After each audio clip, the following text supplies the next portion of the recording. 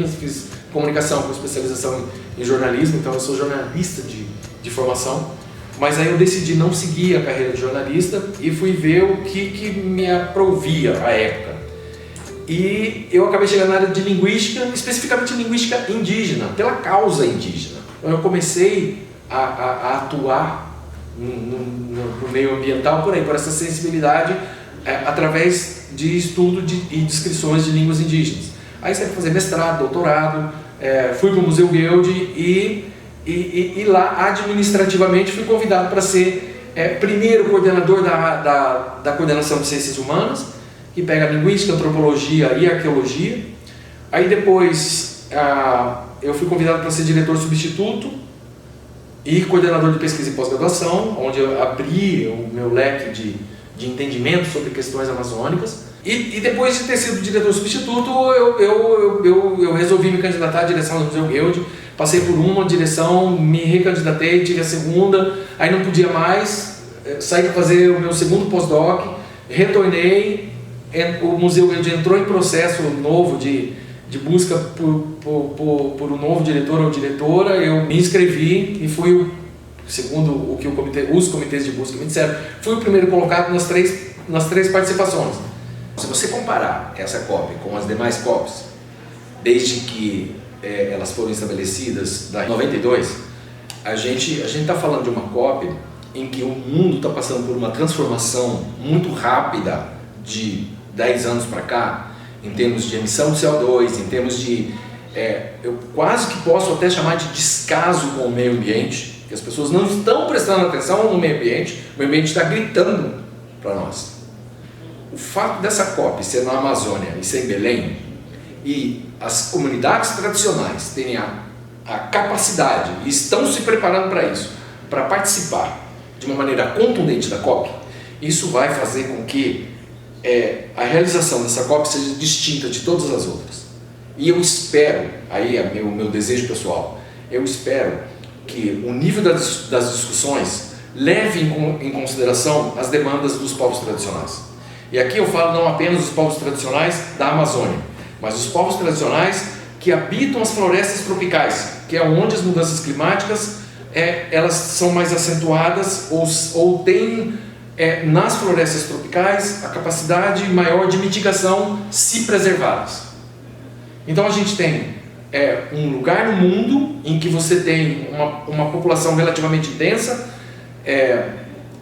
não muito densa, porque é uma região no mundo, né? Eu tomo como exemplo a Amazônia, de difícil acesso, de difícil infraestrutura, não dá para você construir estrada onde você quiser. As demandas por infraestrutura, por escola, por internet, por energia, por capacidade de desenvolvimento a partir do conhecimento tradicional, imbricado com o conhecimento científico, isso tudo são coisas que precisam ser pensadas, que têm sido pensadas e que têm sido discutidas e propostas de solução nas preparatórias para essa COP30. Então, em se levando seriamente as discussões, eu acho que essa COP30 tem tudo para ser um ponto que desperte a consciência do mundo em relação à consciência ambiental. Nós somos péssimos consumidores, já começa por aí.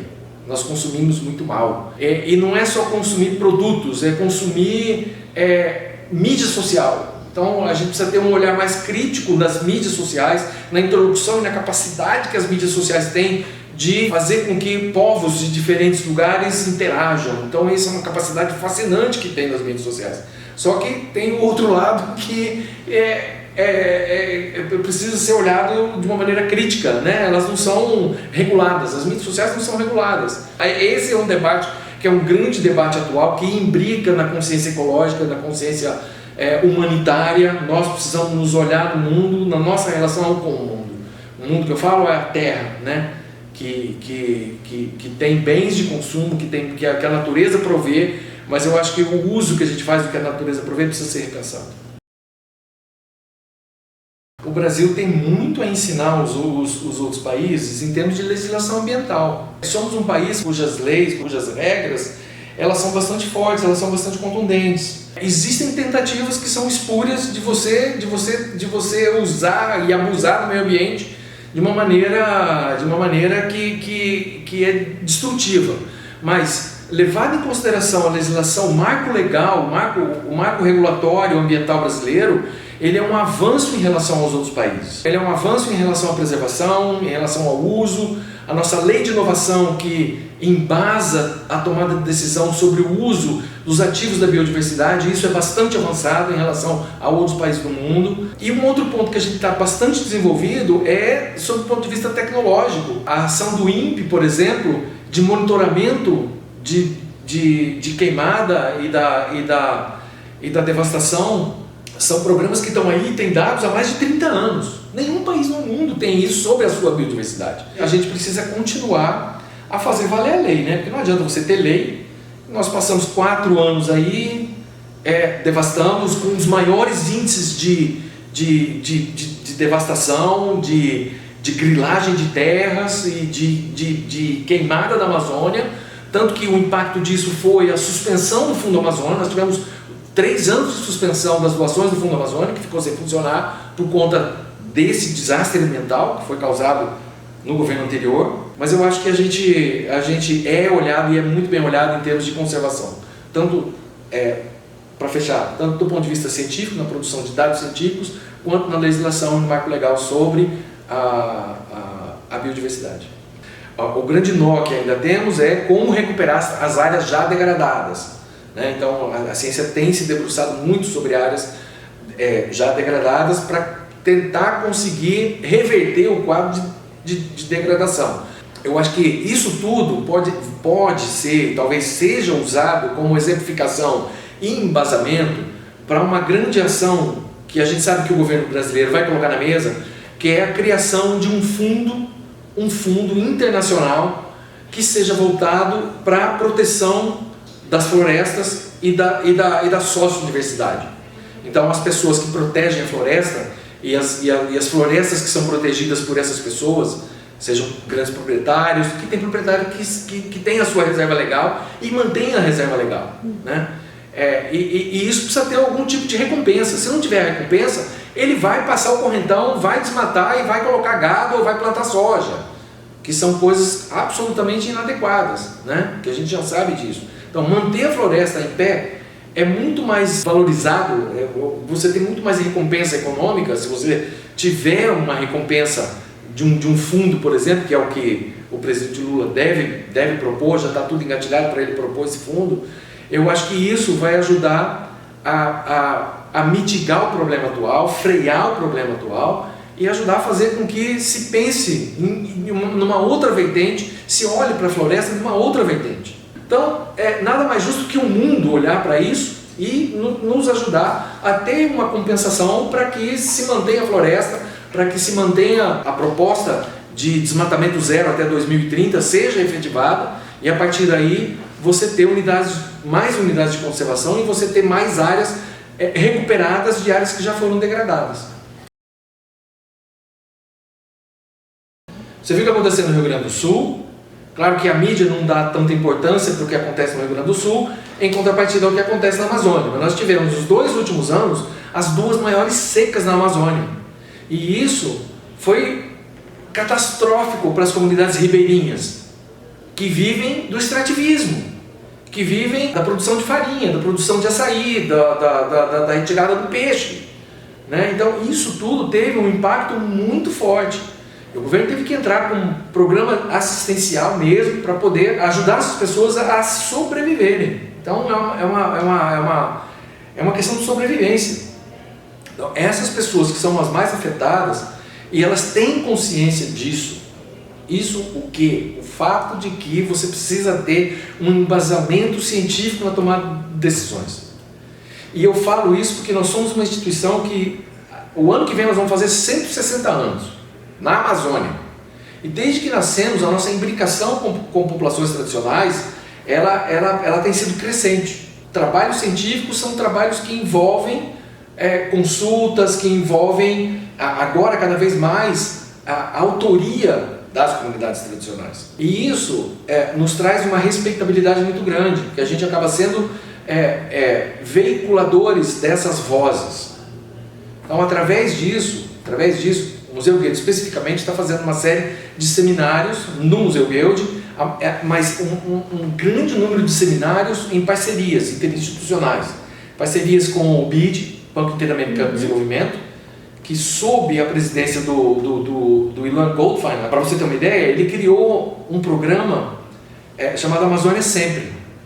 A minha parceria com a diretora desse programa, que é a Tatiana Shore, é que o Museu Guild é a instituição que vai espelhar, num nível bem pequeno, mas as ações que o BID pretende implementar para a Amazônia estão sendo maturadas, estão sendo criadas através da parceria com o Museu Guild, justamente pela capilaridade que a gente tem de entronização com comunidades tradicionais.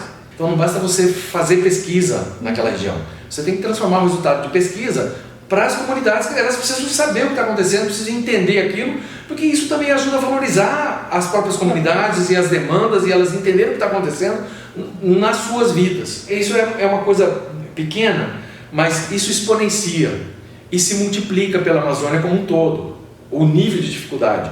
E não só a Amazônia, como eu estou dizendo, eu garanto para você, eu não tenho um conhecimento específico, mas outras populações de florestas tropicais no mundo, na Indonésia, no Congo, devem ter problemas semelhantes. Então, uma vez que a gente consiga colocar esse pessoal para conversar e apresentar a problemática e mostrar para o mundo, no âmbito dessa COP, o que está acontecendo com mudanças climáticas, o que está afetando, se continuar nesse ritmo, eu acho que esse vai ser o grande recado, se continuar nesse ritmo, o que nós vamos delegar para os nossos jovens, o que nós vamos deixar como herança para esse mundo. Bom, primeiro, tem uma série de seminários no âmbito do museu, já fizemos 4, tem mais 1 ou 2 para fazer, que a gente pretende, como resultado desses seminários, apresentar algumas propostas, né, para serem levadas para comissões, instâncias superiores, até chegar em instâncias diplomáticas, que é onde a coisa vai estar acontecendo, né? O grande debate vai estar acontecendo na esfera diplomática. Aí nós temos várias parcerias. Eu assinei um acordo de cooperação com a Embaixada da França. Nós vamos realizar um seminário na França, provavelmente em Paris, com pesquisadores brasileiros, alguns do Museu Guild e pesquisadores franceses. A contrapartida, fazendo no Museu Guild um segundo seminário com pesquisadores franceses e brasileiros, e vários do Museu Guild, para poder também tratar de questões que envolvem comunidades tradicionais. Com a Embaixada da Suíça, eu estou cedendo um espaço para a Embaixada da Suíça dentro do Museu Guild, com uma agenda de discussões e que envolvem a SwissNext, por exemplo, que é o braço tecnológico da Suíça no Brasil, né, que ajuda muito startups, por exemplo. Então tem essa vertente científica e tecnológica. Eu tenho um outro espaço que eu cedi para o TCA. Então o TCA vai ter uma outra vertente de discussões conosco e na zona azul, inclusive, que eles têm um pavilhão, a UTCA tem um pavilhão lá, e nós estamos juntos com a UTCA nas discussões que ela vai promover, porque essa vai ser a primeira vez que todos os presidentes participantes da Organização do Tratado de Cooperação Amazônica vão participar de uma COP, conjuntamente. Mas o que mais importa são as discussões. Então são discussões que vão permear parceria com a França, parceria com a Suíça, parceria com o Banco Interamericano de Desenvolvimento, parceria com a OTCA, a Organização do Tratado de Cooperação Amazônica, e a FINEP. A FINEP vai ter a Casa da Ciência dentro do Museu Guild também. Além do que, também no Museu Guild, a ministra de Ciência e Tecnologia, que nós pertencemos ao Ministério de Ciência e Tecnologia, ela vai estar despachando de lá. O Ministério de Ciência e Tecnologia vai ter o Museu Guild como sede. Nós vamos ser o Ministério de Ciência e Tecnologia. Então, assim, uma programação bastante contundente para a gente fincar mesmo como sendo uma instituição amazônica que olha para os problemas e que tenta apontar soluções dentro daquilo que a gente estuda. Entendendo o Museu Guild, entendendo a história do Museu Guild, não tem quem não se convença de que é necessário você produzir cientificamente e é uma ciência ampla, uma ciência que envolve a ciência ocidental, mas também a sapiência tradicional, né? Para você encontrar caminhos, para você sozinho não tem solução, é sempre através do diálogo, e é sempre através do diálogo para você implementar políticas, não apenas com as comunidades tradicionais, mas sendo uma instituição localizada na Amazônia, qualquer gestor de qualquer instituição na Amazônia vai dizer para você: eu não faço nada sozinho. E eu digo para você, eu como diretor do Museu Guild, um Museu Guild não faz nada sozinho. Então nós temos parcerias interinstitucionais fantásticas e fundamentais.